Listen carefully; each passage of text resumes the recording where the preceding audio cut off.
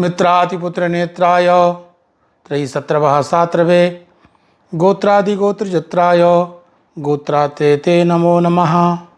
प्रिय धर्मानुरागी सज्जनों, इस वर्ष नवरात्रि पर्व दिनांक 3 अक्टूबर 2024 से प्रारंभ होकर के 11 अक्टूबर 2024 को समाप्त हो जाएगा तथा विजयादशमी पर्व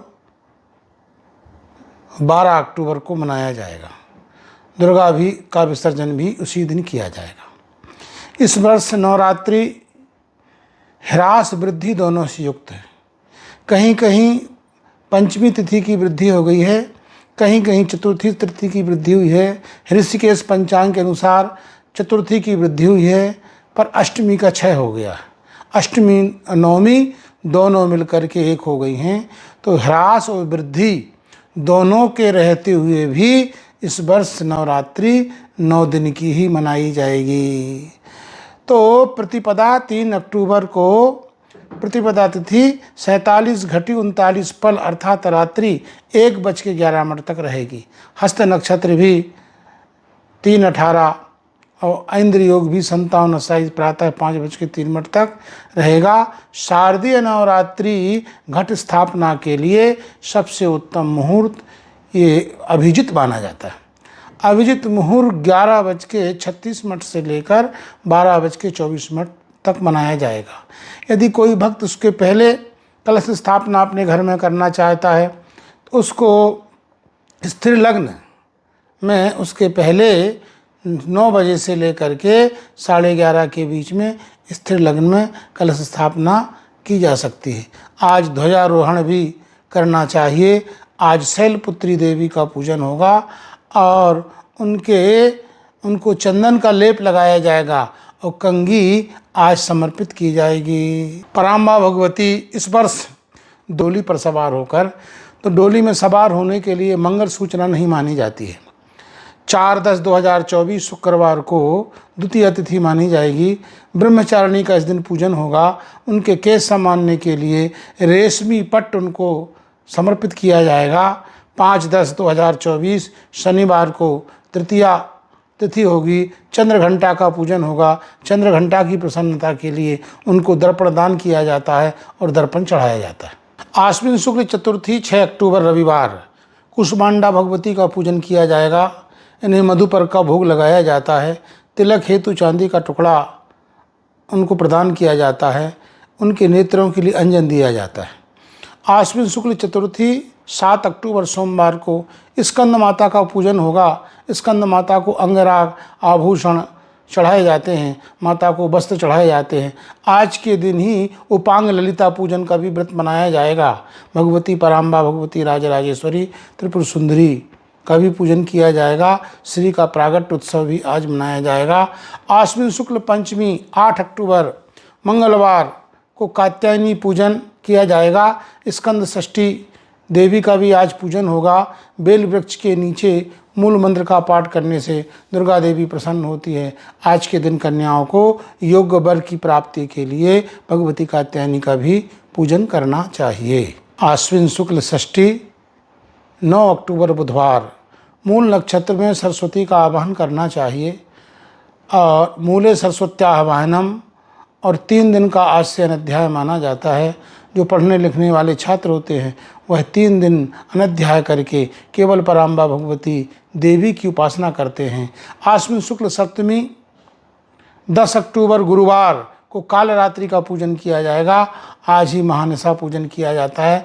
भद्रकाली का प्रागट्य आज के दिन होता है। निशीत काल में उनको भोग लगाया जाता है, जिससे पराम्बा भगवती प्रकट होकर के भद्रकाली के रूप में हम भक्तों के कल्याण करने के लिए हमारे सामने उपस्थित हो जाती है।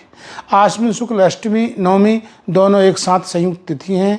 11 अक्टूबर शुक्रवार को महाअष्टमी व्रत मनाया जाएगा। आज के दिन भगवती के लिए लोग व्रत रहेंगे। नवमी पूजन भी आज के दिन किया जाएगा। इसलिए अष्टमी नवमी दोनों संयुक्त तिथि होने के कारण कुछ लोग जो नवमी में पारण करते हैं वो आज व्रत को पूर्ण करके पारणा कर सकते हैं, और कुछ लोग जो दशमी में व्रत का पारणा करते हैं वो आज ना करके दुर्गा देवी के विसर्जन के बाद फिर अपना पारणा करेंगे। आश्विन शुक्ल दशमी आप समझ लीजिए 12 अक्टूबर शनिवार को दुर्गा विसर्जन किया जाएगा। विजयादशमी तिथि मानी जाएगी। अपने आप में सिद्ध मुहूर्त माना जाता है। नीलकंठ का भी दर्शन करना चाहिए। अपराजिता के पूजन का भी आज विधान प्राप्त होता है। इसलिए ये नवरात्रि आपकी पूर्ण 9 दिन में ही हो जाने वाली है। नवरात्रि का मतलब होता है नूतन रात्रि, नया संवत्सर माना जाता है। तो नवानाम रात्रिणाम समूहो, 9 रात्रियों का जो समूह है वह नवरात्रि माना जाता है। वर्ष में 40 नवरात्रियाँ होती हैं। प्रत्येक 10 नवरात्रि में एक नवरात्रि महत्वपूर्ण हो जाती है। इस प्रकार वर्ष में 4 नवरात्रि मानी जाती हैं। 2 प्रकट नवरात्रि मानी जाती हैं और 2 गुप्त नवरात्रि मानी जाती हैं। प्रकट नवरात्रि एक तो आश्विन शुक्ल प्रतिपदा से प्रारंभ होती है और दूसरी चैत्र शुक्ल प्रतिपदा से प्रारंभ होती है। और गुप्त नवरात्रियाँ भी 2 मानी जाती हैं। एक आषाढ़ शुक्ल प्रतिपदा से प्रारंभ होती है और एक माघ शुक्ल प्रतिपदा से प्रारंभ होती है।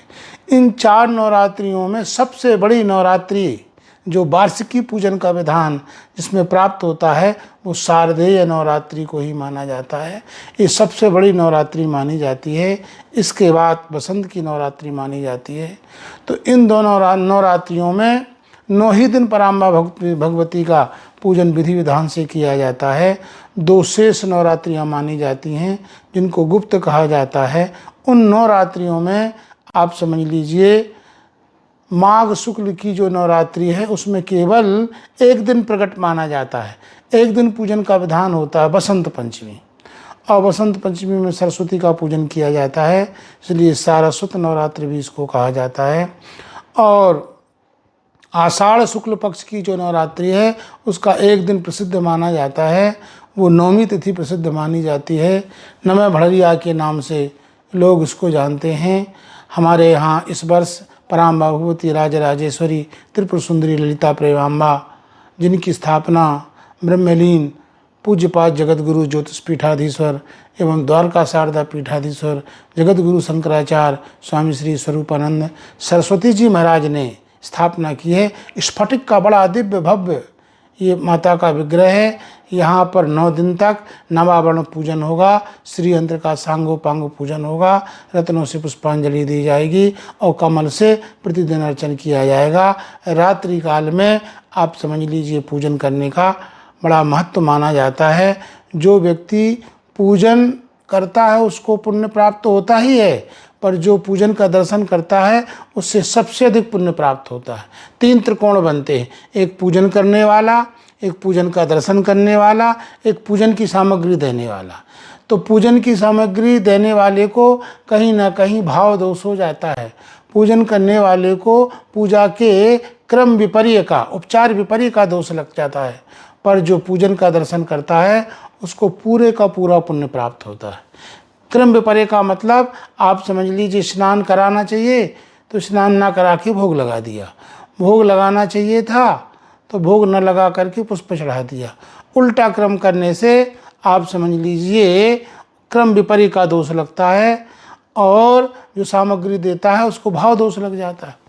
तो जैसे मान लीजिए केला 50 रुपया दर्जन भी मिल रहा है, 80 रुपया दर्जन भी मिल रहा है और 30 रुपया भी मिल रहा है। तो उसके मन में बात आई कि पूजन के लिए ले जाना है, भगवान को चढ़ाना है, तो महंगा क्यों ले जाएं, 30 रुपये वाला ले जाएं।